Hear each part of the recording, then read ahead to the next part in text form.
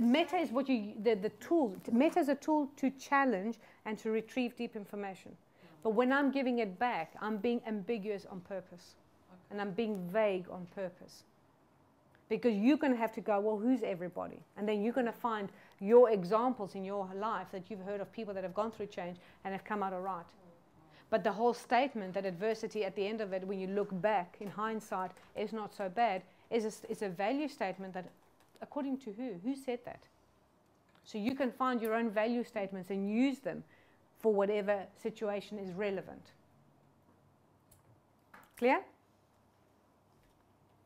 probably better to have an example parts in the back of your head when they question you. So, a friend who's overcome something or something like you get to get very elegant at this. You know, in the beginning, you would sit down and say, all right, what am I going to say? And you work out your speech and learn it. You know, even if it's just key points, and then no paper. A good presenter will never ever have paper, so you learn it. But eventually you'll be able to just rattle off Milton Model language and be congruent with what you're saying, so people get nods. If you think as well, if we speak in this all the time, and how many times you stood and somebody stuck, not many people butt in and go, whoa, hang on a minute. So hold on, you've just said everybody. Who's everybody? What adversity are you referring? You don't get that. When a team leader or a manager or CEO or whatever says a speech, people tend to just sit and listen. So if you're being told you're wonderful, you're not going to butt in. Yeah. You're up. Yes, just carry on. Yes, you know. We'll be in trance anyway. Yeah, they will be in trance. And I've seen people be in both negative and positive trances, because people do this anyway. It's just whether they do it well and in a positive manner for the team, encouraging and building and giving resources rather than taking away. Because I've seen both. And both are well done. So it's not about the skill. Can they do it well or can't they do it well? People do it. It's what is the end result? Where is it that you want to take your audience? You've got to ask yourself, what is the end result? What is the outcome for you?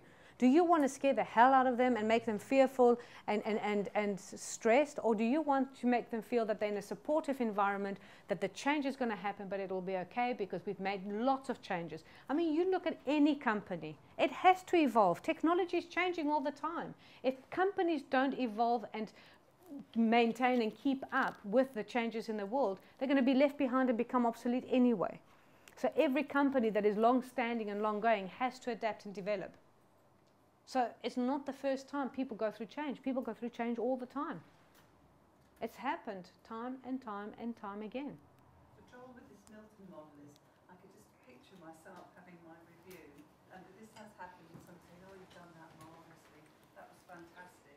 And you're sitting there thinking, oh gosh, she's going to ask me to do something massive, really massive piece of work as somebody else's work, and that does happen.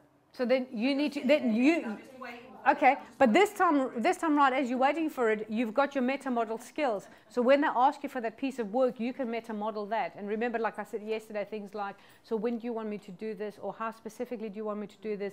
Who specifically is going to be supporting me because I'm already doing this, that takes me so many hours? You know, so you can just ask normal questions rather than just swallow and saying, You know, so you can then use your meta model to them. Yeah? You've got tools. You've got to use them so that your life is enhanced. This is about your life being better.